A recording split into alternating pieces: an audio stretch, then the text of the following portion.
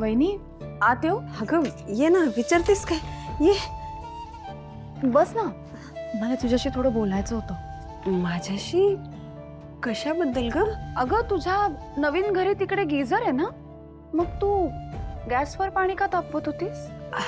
नाही अगं, आहे गिझर, पण उन्हाळा नाही का, तर सारखी सारखी लाईट जाते ना, म्हणून वरदसाठी मी पाणी तापवत होते गॅसवर. वहिनी वरद माझ्या समोर लहानाचा मोठा झालाय. खूपदा अंगणात मी स्वतः त्याला आंघोळ घातली आणि उन्हाळ्यात तो गार पाण्याने आंघोळ करतोय तर सगळ्यांनाच माहितीये. कुणाला पाठीशी घालतेस? संतोष दादाला?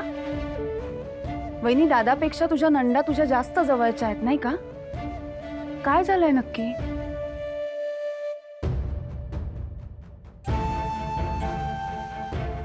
काय झालंय वहिनी? अगं रडू नकोस, सांग ना काय झालंय नक्की? दुसरं काय होणार आहे अगं? सतत हे आई बाबांना ना उलट सुलट बोलत असतात. तोंडाचा पट्टा यांचा सुरूच असतो काय. पण आता नाही ऐकवत अगं मला हे सगळं. पैशांपुढे ना यांना माणसांची किंमतच नाहीये.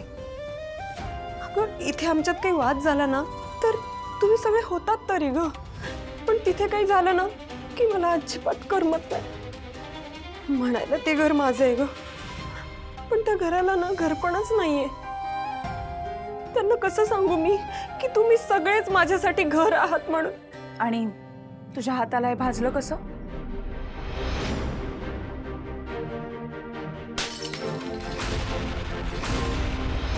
चहा सांडला. वहिनी तुला माहितीये ना, नवऱ्यानी बायकोवर हात उचलणं हा गुन्हा आहे कायद्याने. तुला जर का वाटत असेल ना तर आपण नाही, मला काही त्यांना शिक्षा वगैरे नाही द्यायची अगं. अगं मला फक्त काय वाटतं माहिती, त्यांना त्यांच्या चुकांची जाणीव व्हावी. आई बाबांबद्दल सतत जे वाईट बोलत असतात, दूषण देत असतात ना, ते किती चुकीचं आहे हे त्यांना कळावं. मला सांग, आपल्याला आपल्या जोडीदाराने प्रेम करावं, समजून घ्यावं, एवढी छोटी अपेक्षा पण खूप मोठी असते का ग? नाही ग, यांना कधी कळणार आहे अगं की माणसांपेक्षा आयुष्यात दुसरं काहीच महत्वाचं नसतं. हे बघ वहिनी, आता तू म्हणतेस म्हणून, नाहीतर मला तर संतोष दादाला असं छापावंसं वाटतंय ना. तू आधी बस खाली, मी मलम लावते. किती लागलाय बघ तुला, बघ जरा बघू. आणि आपण ना एक काम करूया, आपण संतोष दादावर जो काही राग आहे ना तो आता बाहेर काढूया. म्हणजे मी तरी काढणार आहे, तू पण तसंच कर. तुझा नवरा आहे ना अगदी कंजूस आहे. तुझा भाऊ आहे ना, भाऊ एक नंबरचा डांबीस आहे. तुझा नवरा हिशोबी आहे, हिशोबी. तुझा भाऊ ना एक नंबरचा कोत्या मनाचा आहे.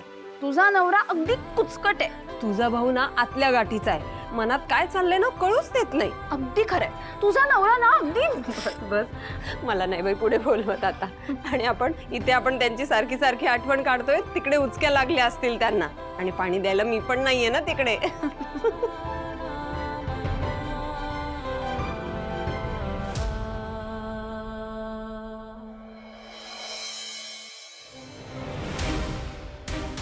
मी पोहोचलोय.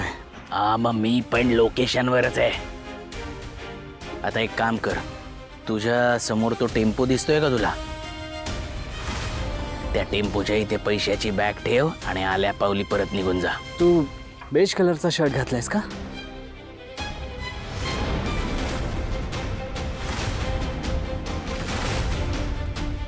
इकडे तिकडे बघायची गरज नाही, मी समोरच उभा आहे. Hands up!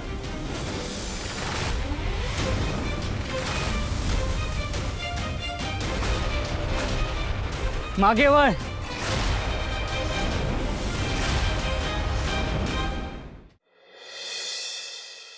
हो. काय करतो काय असं गुंड्या? बाबा मी माझा हॉलिडे होमवर्क करते. अरे बापरे. बाबा तुला माहितीये का, मी कोलारची पण बनवलंय. हो दाखव दाखव दाखव. कसं भारी कोलाज केलायस ग. अजून दाखव ना काय काय काढलंय चित्र. हे बघ, पाटी पण आहे भरपूर. हो का? ए शपथ, आनंदी कसलं भारी काढलंस काय मोरपिसाचं ड्रॉइंग. मला सांग, म्हणजे कुठे बघितलंस का? आपल्या घरीच. घरी? आपल्या घरी? मी तर नाही पाहिलं आपल्या घरी कधी असं मोरपीस.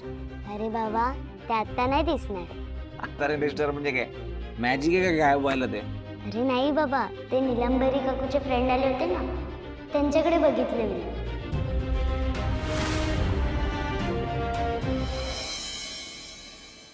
जयंत सर, ही घ्या तुमची कॉफी. थँक्स. आणि लंच ब्रेक नंतर क्लायंट व्हिजिट आहे, त्याचं ब्रीफ मी ड्रायव्हर दादांना देऊन ठेवलंय. मॅड मॅड मॅड मॅड जान्हवी मॅड.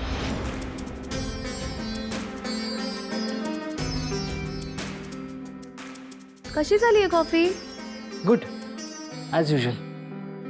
छान झाले. पण मग तुम्ही मला नेहमीसारखी कॉम्प्लिमेंट नाही दिलीत. सॉरी, आज मी जरा वेगळ्याच विचारात आहे. विचारात? कसल्या विचारात मला सांगा ना.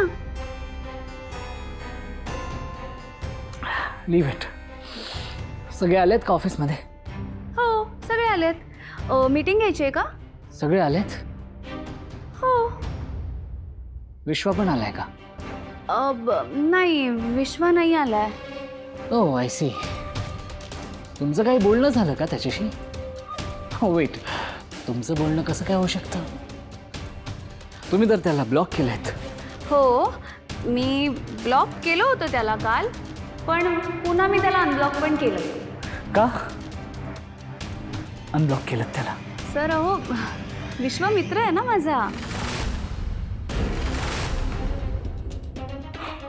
I don't understand miss Janhavi. काल तर तुम्ही रागावला होतात, तुम्हाला त्याच्याशी बोलायचं नव्हतं, भेटायचं नव्हतं.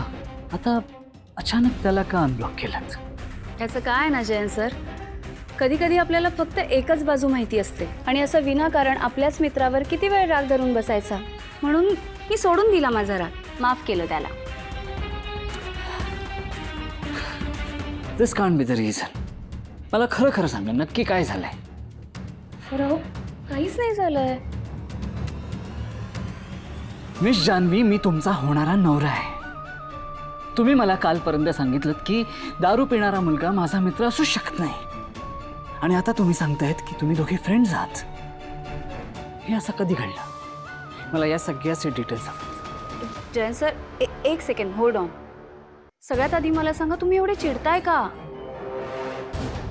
बघा, मी नाही चिडत आहे. आता आपलं लग्न होणार आहे, तर मी तुमच्या बाबतीत थोडा तरी पॉझिटिव्ह होणारच ना. आय नो जयंत सर, पण अहो एवढं काहीच घडलं नाही आहे. आणि तुम्हाला एक सांगू का, खरं तर विश्वा खूप मोठ्या प्रॉब्लेममध्ये अडकला होता, म्हणून तो दारू प्यायला. पण आता त्याने मला असं प्रॉमिस केलं की तो यापुढे असं कधीच करणार नाही. त्याने प्रॉमिस केलं आणि तुम्ही ते ऐकलंच. मला सांगा, तुम्ही बोलूच कशा शकता अशा माणसाशी? जयंत सर, अहो असं नसतं ना.